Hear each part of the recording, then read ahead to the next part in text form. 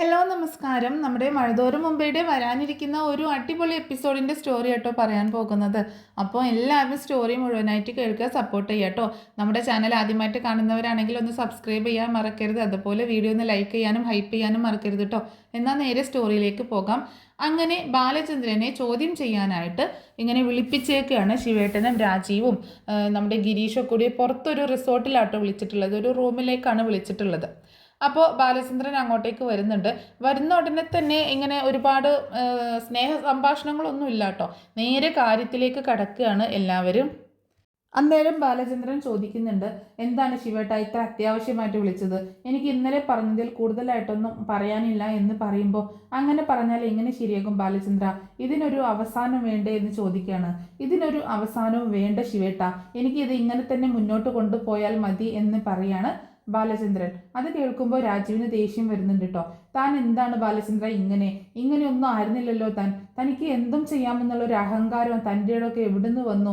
താൻ ഇങ്ങനെയൊന്നും ആയിരുന്നില്ല. താൻ പണ്ട് എങ്ങനെയായിരുന്നു? ഞങ്ങളുടെ വീടിൻ്റെ അടുക്കളയിൽ ഇരുന്ന് ഭക്ഷണം കഴിച്ചിരുന്ന ആളല്ലേ? ഇപ്പോൾ പണം കൂടിയപ്പോൾ അഹങ്കാരം കൂടി എന്ത് ചെയ്യാമെന്നൊക്കെ ആയോ എന്നൊക്കെ ചോദിച്ച് ദേഷ്യപ്പെടുമ്പോൾ, ശിവേട്ട അവനോട് മിണ്ടാതിരിക്കാൻ പറഞ്ഞാൽ ഞാൻ നിങ്ങളോട് സഹകരിക്കും. അതല്ല, രാജീവിയോട് സംസാരിച്ച് അനാവശ്യമായിട്ട് ഓരോന്ന് പറയാൻ തുടങ്ങിക്കഴിഞ്ഞാൽ ഞാൻ ഇവിടെ നിന്ന് ഇറങ്ങിപ്പോകും എന്ന് പറയാട്ടോ. അപ്പോൾ ശിവേട്ടൻ രാജീവിനോട് പറയുന്നുണ്ട്, രാജീവേ നീ ഒന്നും മിണ്ടാതിരിക്കുക, ഞാൻ ചോദിക്കാം, ഞാൻ സംസാരിക്കാം എന്ന് പറയുന്നുണ്ട്. അപ്പോൾ ഇവരുടെ കൂടെയുള്ള ഒരു രാഷ്ട്രീയക്കാരനുണ്ടല്ലോ, ഇവരുടെ റിലേറ്റീവ് കൂടിയിട്ടാണ്. അപ്പോൾ അയാളാണെങ്കിൽ ചോദിക്കുന്നുണ്ട്, അല്ല ബാലചന്ദ്ര, നമ്മൾ തമ്മിൽ ഒരുപാട് കണ്ടിട്ടൊന്നുമില്ല, ഞാൻ ഇയാൾ അറിയാമെന്നല്ലാതെ നേരിട്ട് നമ്മളെങ്ങനെ സംസാരിച്ചിട്ടൊന്നും ഇല്ല എന്ന് പറയുമ്പോൾ അത് ആരാണ് എന്നുള്ളത് ശിവേട്ടൻ പരിചയപ്പെടുത്തി കൊടുക്കുന്നുണ്ട് കേട്ടോ. അപ്പോൾ ബാലചന്ദ്രൻ ചോദിക്കുന്നുണ്ട്, പുറത്തു നിന്ന് ഒരാൾ വേണ്ടായിരുന്നു, നമ്മൾ മാത്രം മതിയായിരുന്നു. ഇനിയിപ്പോൾ നിങ്ങൾക്ക് എന്തെങ്കിലുമൊക്കെ കേൾക്കേണ്ടി വന്നു കഴിഞ്ഞാൽ അതിൻ്റെ നാണക്കേട് എനിക്കല്ല നിങ്ങൾക്ക് തന്നെയാണ് എന്ന് പറയുമ്പോൾ, ഞങ്ങൾക്ക് എന്ത് നാണക്കേടാണ്? ഞങ്ങളുടെ ഭാഗത്ത് നിന്ന് ഒരു തെറ്റും സംഭവിച്ചിട്ടില്ല. നീയല്ലേ വൈജിയും മക്കളെയും ചതിച്ചുകൊണ്ടിരിക്കുന്നത്, വഞ്ചിക്കുന്നത് എന്ന് പറയുമ്പോൾ, ശിവേട്ടന് എന്ത് വഞ്ചനയാണ് ഉദ്ദേശിക്കുന്നത്? ഞാൻ എങ്ങനെയാണ് അവരെ വഞ്ചിക്കുന്നത്? ആരാണ് യഥാർത്ഥത്തിൽ വഞ്ചിക്കപ്പെട്ടത്? ആരാണ് യഥാർത്ഥത്തിൽ വഞ്ചിച്ചത്? നിങ്ങളെല്ലാവരും കൂടിയിട്ട് എന്നെ ഇത്രയും കാലം വഞ്ചിക്കുകയായിരുന്നില്ലേ എന്ന് പറയുമ്പോൾ, ഞങ്ങൾ നിന്നെ വഞ്ചിച്ചിരുന്നു. ഞങ്ങൾ എങ്ങനെ നിന്നെ വഞ്ചിച്ചു? നിന്നെ ഒരു കൂടപ്പിറപ്പിനെ പോലെ ഞങ്ങൾ സ്നേഹിക്കുകയല്ലേ ചെയ്തത്? ഞങ്ങൾ ചേർത്ത് പിടിക്കുകയല്ലേ ചെയ്തത്? ഞങ്ങളുടെ പെങ്ങളെ, ഒരേ ഒരു പെങ്ങളെ നിനക്ക് വിവാഹം ചെയ്ത് തരികയല്ലേ ചെയ്തത്? അതും നീ അവളെ സ്നേഹിച്ചിരുന്നു, ഇഷ്ടപ്പെട്ടിരുന്നു എന്ന് അറിഞ്ഞുകൊണ്ട് തന്നെ അവളെ നിനക്ക് കൈപിടിച്ച് തരികയല്ലേ ചെയ്തത് എന്ന് ശിവേട്ടൻ ചോദിക്കുമ്പോൾ, അതൊക്കെ ശിവേട്ടൻ പറയുന്നത് ശരി തന്നെയാണ്. ഞാനും അന്നൊക്കെ അങ്ങനെ തന്നെയാണ് ചിന്തിച്ചത്. നിങ്ങൾക്കൊക്കെ എന്നോടുള്ള സ്നേഹം കൊണ്ടാണ് അവളെ എനിക്ക് വിവാഹം ചെയ്ത് തന്നത് എന്ന് തന്നെയാണ് ഞാൻ ഇത്രയും നാളും വിശ്വസിച്ചിരുന്നത്. പക്ഷേ അങ്ങനെയല്ല എന്ന് അറിഞ്ഞപ്പോൾ ഒരിക്കലും ഞാൻ ഇങ്ങനെയൊന്നും പ്രതീക്ഷിച്ചില്ല ശിവേട്ട നിങ്ങളിൽ നിന്ന്. പ്രത്യേകിച്ച് ശിവേട്ടനോട് എനിക്ക് പ്രത്യേക ഒരു ഇഷ്ടം തന്നെയായിരുന്നു, ഒരു ജ്യേഷ്ഠനെ പോലെയുള്ള ഒരു ഇഷ്ടം. നമ്മൾ തമ്മിൽ ആ ഒരു റിലേഷൻ എപ്പോഴും ഉണ്ടായിരുന്നു. എന്തും പറയാമായിരുന്ന ഒരു റിലേഷൻ ആയിരുന്നു. പക്ഷേ എല്ലാവരും കൂടെ എന്നെ വഞ്ചിച്ചു എന്ന് പറയട്ടോ. അപ്പോൾ രാജീവ് വീണ്ടും ദേഷ്യത്തോട് കൂടിയിട്ട് ഇങ്ങനെ സംസാരിക്കാൻ തുടങ്ങുമ്പോൾ ശിവേട്ടൻ തടയുന്നുണ്ട്.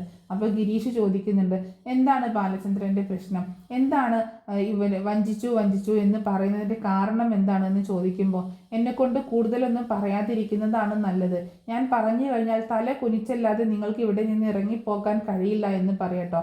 അത് കേട്ടപ്പോൾ ആ നേതാവിന് എന്തോ ഒരു പന്തികേട് തോന്നുന്നുണ്ട്. അതെന്താ ബാലചന്ദ്രൻ അങ്ങനെ പറഞ്ഞത്? അതിന് മാത്രം എന്ത് തെറ്റാണ് ശിവശങ്കര മേനോനും രാജീവ് മേനോനൊക്കെ നിങ്ങളോട് ചെയ്തത്? അയാളുടെ പെങ്ങളെ നിങ്ങൾക്ക് വിവാഹം ചെയ്ത് തന്നതോ എന്ന് ചോദിക്കുമ്പോൾ, അതെ, അത് തന്നെയാണ് ഏറ്റവും വലിയ തെറ്റ് എന്ന് പറയട്ടോ. താൻ എന്തൊക്കെയാ ബാലചന്ദ്ര ഈ പറയുന്നത്? വൈജിയെ നിനക്ക് വിവാഹം ചെയ്ത് തന്നത് ഞങ്ങൾ നിന്നോട് ചെയ്ത തെറ്റാവുന്നത് എങ്ങനെയാണ് എന്ന് ചോദിക്കാട്ടോ. വൈജിയെ നിങ്ങൾ എനിക്ക് വിവാഹം ചെയ്ത് തന്നത് തെറ്റാകുമായിരുന്നില്ല, പക്ഷേ ഞാൻ ആഗ്രഹിച്ച രീതിയിലാണ് വൈജി എനിക്ക് കിട്ടിയതെങ്കിൽ ഒരിക്കലും അത് തെറ്റാകുമായിരുന്നില്ല. ഞാനൊരു പൊട്ടനാണ്, ഞാനൊരു വിഡ്ഢിയാണ്. ഞാൻ കുറേ സ്വപ്നങ്ങൾ നെയ്തു, കുറേ മോഹങ്ങൾ എനിക്കുണ്ടായി, ആകാശത്തോളം സ്വപ്നങ്ങൾ കണ്ടു. അതുപോലെയൊക്കെ വന്ന് കണ്ടപ്പോൾ ഞാൻ ഒരുപാട് സന്തോഷിച്ചു. പക്ഷെ അങ്ങനെയൊന്നും അല്ല എന്നുള്ളത് തിരിച്ചറിഞ്ഞപ്പോഴുണ്ടാകിയ ഷോക്ക് ഉണ്ടല്ലോ, അത് നിങ്ങൾക്കൊന്നും പറഞ്ഞാൽ മനസ്സിലാവത്തില്ല ശിവേട്ട എന്ന് പറയാണ് ബാലചന്ദ്രൻ. ആ സമയത്താണെങ്കിൽ ശിവേട്ടന് പിന്നെ ക്ഷമ നശിച്ചു പോവാണ്.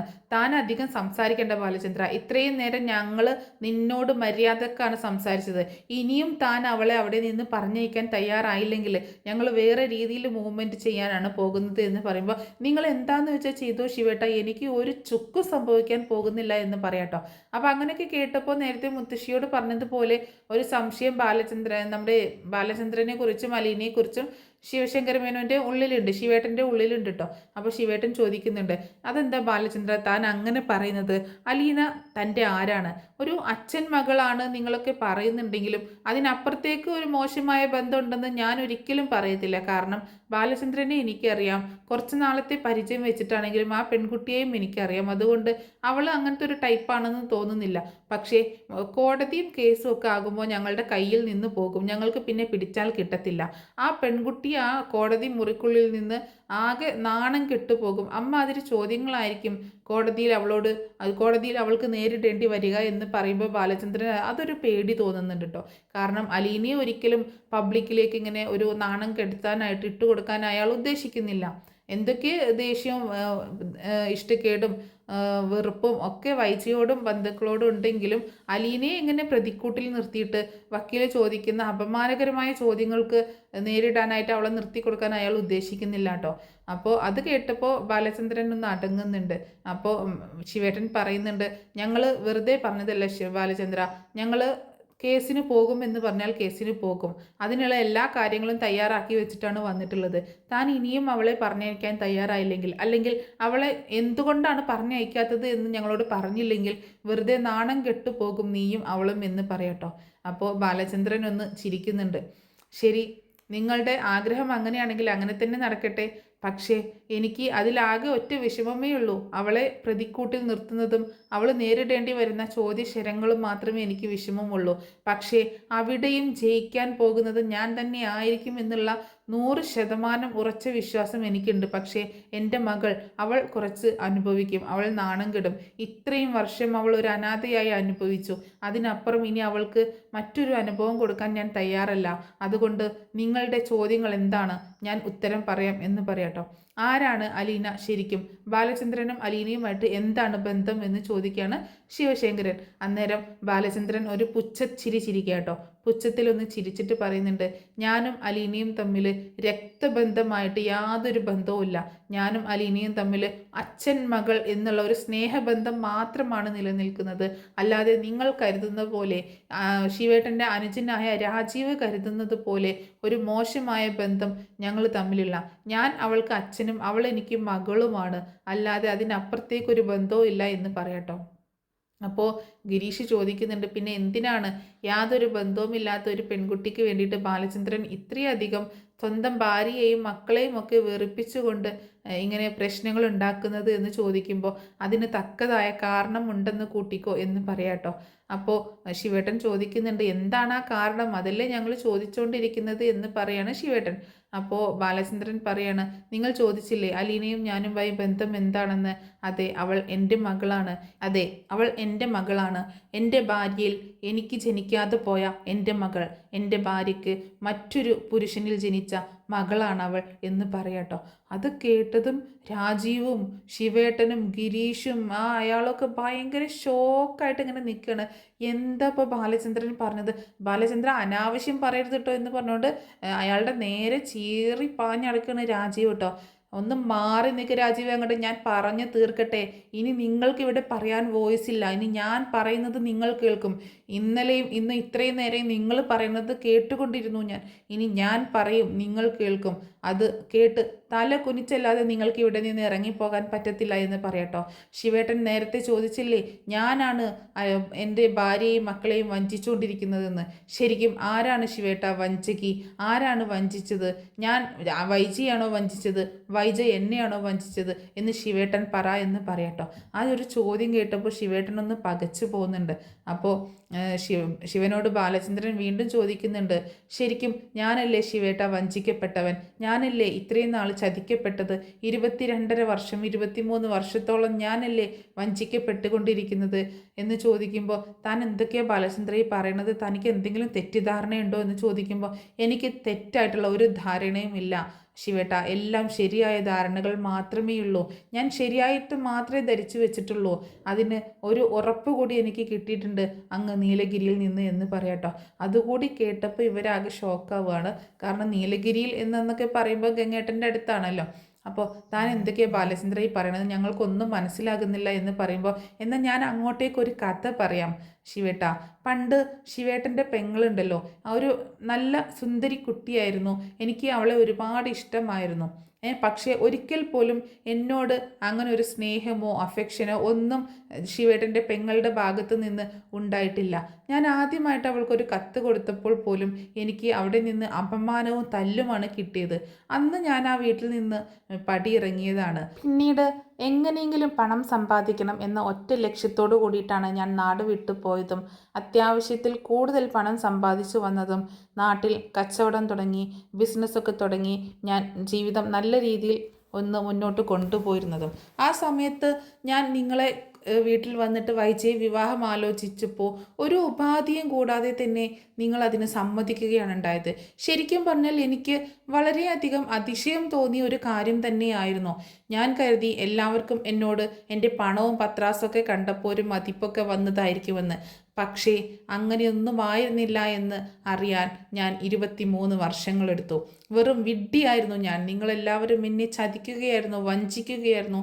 നിങ്ങൾക്ക് മുന്നിൽ ഞാനൊരു കോമാളിയായിരുന്നു എന്ന് മനസ്സിലാക്കാൻ, എന്നെ കാണുമ്പോഴൊക്കെ നിങ്ങളുള്ളിൽ ചിരിക്കുകയായിരുന്നു എന്ന് മനസ്സിലാക്കാൻ ഞാൻ 23 വർഷങ്ങളെടുത്തു എന്ന് പറയട്ടോ.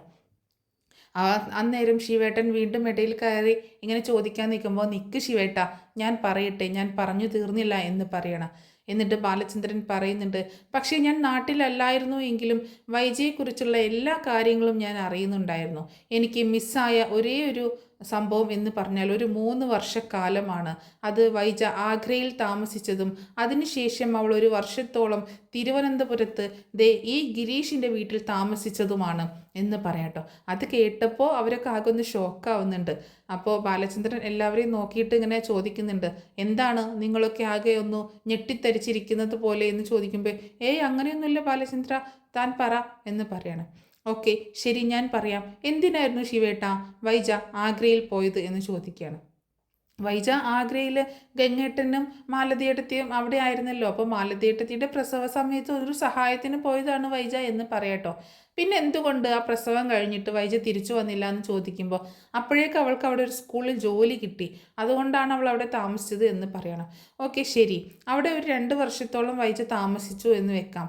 അത് കഴിഞ്ഞിട്ട് ഒരു വർഷം എന്തിനാണ് തിരുവനന്തപുരത്ത് വീട്ടിൽ വന്ന് താമസിച്ചത് എന്ന് ഗിരീഷിനോട് ചോദിക്കുമ്പോൾ ഗിരീഷ് ആകെ ഒന്ന് പതറിപ്പോകുന്നുണ്ട് കേട്ടോ. അപ്പോൾ ശിവേട്ടൻ തന്നെയാണ് മറുപടി പറയുന്നത്, താൻ എന്താ ബാലചന്ദ്ര ഇങ്ങനെ ഒരുമാതിരി ചോദ്യങ്ങളൊക്കെ ചെയ്യുന്നത്? ഇതിപ്പോൾ തന്നെ ചോദ്യം ചെയ്ത് ഞങ്ങൾ ഒരു തീരുമാനത്തിലെത്താൻ നിൽക്കുമ്പോൾ താൻ ഞങ്ങളെ ചോദ്യം ചെയ്തുകൊണ്ടിരിക്കുകയാണോ എന്ന് ചോദിക്കുകയാണ്. അതേ ശിവേട്ട, ഇതിപ്പോൾ നിങ്ങൾ എനിക്ക് വിരിച്ച വലയല്ല, ഞാൻ നിങ്ങൾക്ക് വിരിച്ച വലയാണ്. കാരണം ഇങ്ങനെ ഒരു സന്ദർഭം വരണമെന്ന് ഞാൻ ആഗ്രഹിച്ചിരുന്നു. ആരുമില്ലാതെ നമ്മൾ മാത്രമായിട്ടുള്ളൊരു സമയം.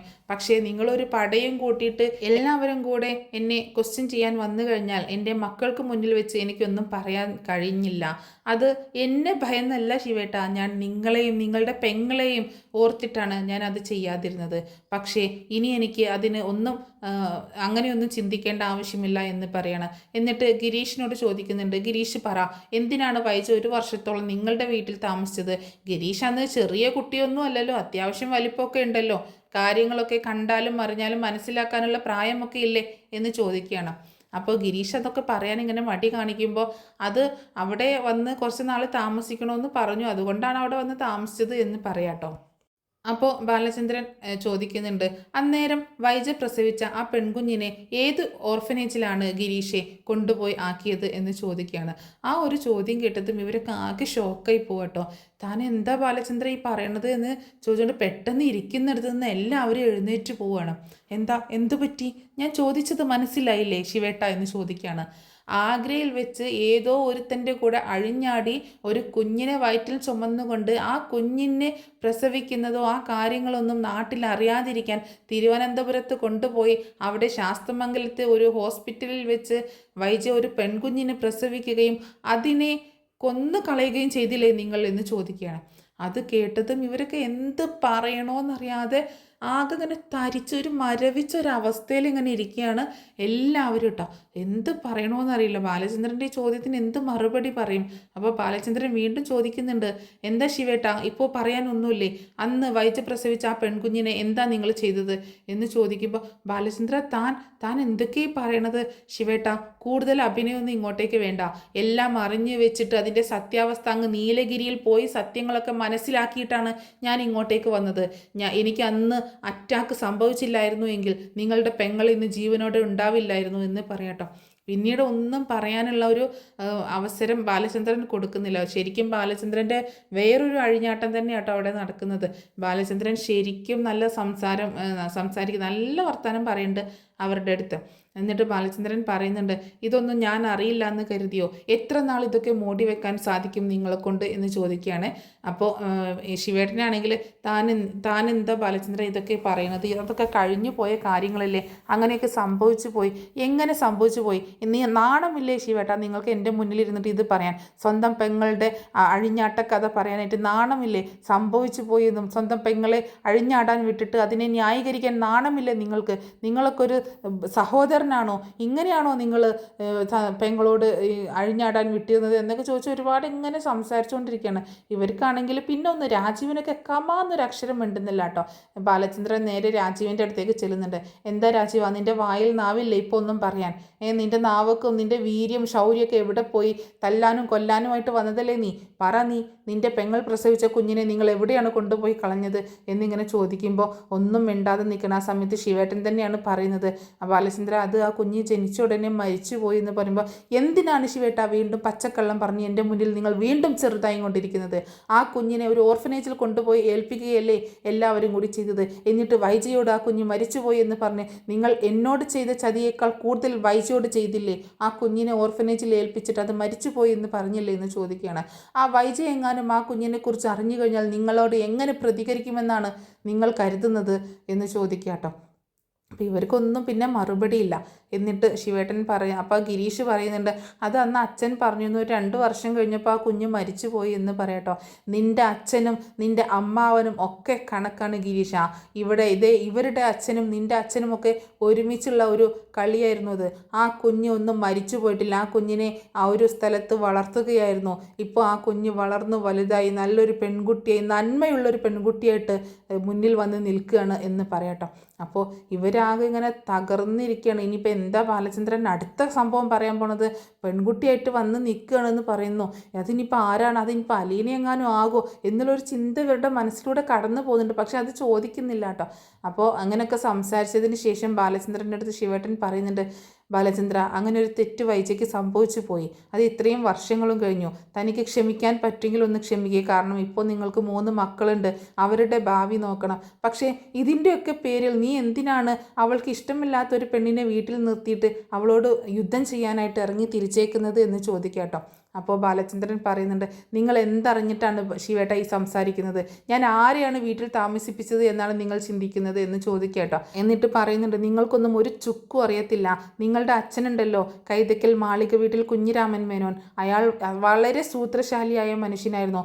ഒരാൾ അറുത്ത കൈക്ക് ഉപ്പ് തേക്കാത്ത ആ മനുഷ്യൻ ഒരു ഓർഫനേജിക്ക് ചാരിറ്റി ചെയ്തു, അവിടുത്തെ ഒരു പെൺകുട്ടിയെ ദത്തെടുത്തു എന്നൊക്കെ പറയുമ്പോൾ അതിൻ്റെ പുറകിൽ എന്താണെന്ന് അന്വേഷിക്കാൻ പോലും നിങ്ങൾക്കൊന്നും തോന്നിയില്ലല്ലോ. അന്നേ ഞാൻ മനുവിൻ്റെ അടുത്ത് പറഞ്ഞതാണ്, ചുമ്മാതെ കുഞ്ഞിരാമൻ മേനോൻ ഇങ്ങനെയൊന്നും ചെയ്യത്തില്ല എന്ന്. അത് സത്യമായി വന്നു.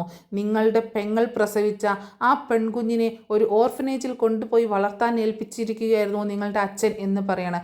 എന്നിട്ട് അവിടുത്തെ സ്ത്രീ മരിക്കാറായപ്പോൾ ആ സ്ത്രീ നിങ്ങളുടെ അച്ഛനെ വന്ന് കാണുകയും പെൺകുഞ്ഞിനെ ഏറ്റെടുക്കണമെന്ന് അപേക്ഷിക്കുകയും ചെയ്തതിൻ്റെ പേരിലാണ് മനുവും നിങ്ങളുടെ അച്ഛനും കൂടിയിട്ട് തിരുവനന്തപുരത്ത് പോയിട്ട് ആ പെൺകുട്ടിയെ ഒരു ഹോം നഴ്സായിട്ട് ബുക്ക് ചെയ്ത് വീട്ടിലേക്ക് കൊണ്ടുവരാൻ ഏർപ്പാട് ചെയ്യുന്നത്. പിന്നീട് നിങ്ങളുടെ അച്ഛൻ മരിച്ചുപോയി, പക്ഷേ മനു ആ ദൗത്യം ഏറ്റെടുക്കുകയാണ് ചെയ്തത്. ശരിക്കും മനുവിനും ഈ സത്യങ്ങളൊന്നും അറിയത്തില്ല, പക്ഷേ മുത്തശ്ശൻ പറഞ്ഞ വാക്ക് മനു പാലിക്കുന്നു, അത്രയേ ഉള്ളൂ. അങ്ങനെ നിങ്ങളുടെ പെങ്ങൾ പിഴച്ചു പ്രസവിച്ച ആ ഒരു സന്തതിയാണ് എൻ്റെ വീട്ടിൽ നിൽക്കുന്ന അലീന എന്ന് പറയണം. അത് കേട്ടതും ശിവേട്ടനും രാജീവനും എല്ലാവരും ഞെട്ടിത്തെറിച്ച് ആ ഒരു ഷോക്കിൽ ഇങ്ങനെ നിൽക്കണം. എന്ത് പറയണമെന്നറിയാത്തൊരവസ്ഥയിലാട്ടോ. അപ്പോൾ ഒന്നും കമാന്നൊരക്ഷരം ആർക്കും മിണ്ടാനില്ല. ഇനി നിങ്ങൾ പറ, ഞാൻ അവളെ എന്ത് ചെയ്യണം? കൊല്ലണോ, അതോ വേറെ തെരുവിലേക്ക് വലിച്ചെറിയണോ, അതോ വേറെ ആർക്കെങ്കിലും കൊണ്ടുപോയി വിൽക്കണോ, ഇനി നിങ്ങൾ പറയുന്ന എന്തു തന്നെ ഞാൻ ചെയ്യാൻ തയ്യാറാണ് എന്ന് പറയുമ്പോൾ ഇവർക്ക് ആർക്കും ഒരു മറുപടിയില്ല. പക്ഷേ അവളെ വീട്ടിൽ നിന്ന് ഇറക്കി വിടുന്ന ആ നിമിഷം അവളോടൊപ്പം ഞാനും ഇറങ്ങിപ്പോകും. എൻ്റെ മകളാണ് അവൾ, എനിക്ക് ജനിക്കാതെ പോയ, എനിക്ക് പിറക്കാതെ പോയ എൻ്റെ മകൾ, അവൾ വൈജയുടെ മകളല്ല, എൻ്റെ മകളാണ് എന്ന് പറഞ്ഞിട്ട് ബാലചന്ദ്രൻ ഇങ്ങനെ വാശിയോടെ സംസാരിക്കുകയാണ്. എല്ലാം കേട്ടിട്ട് ആകെ ഷോക്കായിട്ട് ഇങ്ങനെ നിൽക്കുകയാണ് 3 പേരും കേട്ടോ. എന്താ പറയേണ്ടതെന്നൊന്നും അറിയാത്തൊരവസ്ഥയിലാണ്. അങ്ങനെ എന്താണെങ്കിലും ബാലചന്ദ്രൻ എല്ലാ സത്യങ്ങളും മനസ്സിലാക്കി എന്നുള്ളൊരു കാര്യം അവർക്കൊക്കെ മനസ്സിലാവുകയാണ്. ബാലചന്ദ്രൻ്റെ മുന്നിൽ കേണ് വീണ് മാപ്പ് അപേക്ഷിക്കുന്ന പോലെ സംസാരിക്കുകയാണ് രാജീവും ശിവേട്ടനും ഒക്കെ. അപ്പോൾ ഇനി അടുത്തത് വരാൻ പോകുന്നത് ഇവർ ഈ സംസാരിച്ചതിന് ശേഷം ഇവർ വീട്ടിലേക്ക് എത്തുന്ന ഒരു സമയമുണ്ട്. വീട്ടിലേക്ക് എത്തുമ്പോൾ വൈജ ഇവരുടെ കോള് പ്രതീക്ഷിച്ചിരിക്കുകയാണ്. വൈജ ഇവർ വീട്ടിലേക്ക് എത്തുന്നത് നോക്കിയിട്ട് കൊല്ലപ്പള്ളിയിലേക്ക് വന്നിട്ടുണ്ടാകും. മുത്തശ്ശിയാണെങ്കിലും സംഭവങ്ങളൊക്കെ അറിയാനായിട്ട് കാത്തു നിൽക്കണം. അപ്പോൾ വീട്ടിലേക്ക് എത്തിയതിന് ശേഷം ഇവർ എന്താണ് പറയാൻ പോകുന്നത് എന്നുള്ളതാണ് ഇനി അടുത്തതായിട്ട് നമ്മൾ കാണാൻ പോകുന്നത്. അപ്പോൾ അതിൻ്റെ ഒരു സ്റ്റോറി ഞാൻ അടുത്തൊരു ദിവസം പറഞ്ഞ് അപ്ലോഡ് ചെയ്യുന്നതായിരിക്കും കേട്ടോ. അപ്പോൾ ഈ സ്റ്റോറി എല്ലാവർക്കും ഇഷ്ടമായിട്ടുണ്ടാവുമെന്ന് വിചാരിക്കാൻ, ഇഷ്ടമായിട്ടുണ്ടെങ്കിൽ ഒന്ന് സപ്പോർട്ട് ചെയ്യാൻ മറക്കരുത് കേട്ടോ.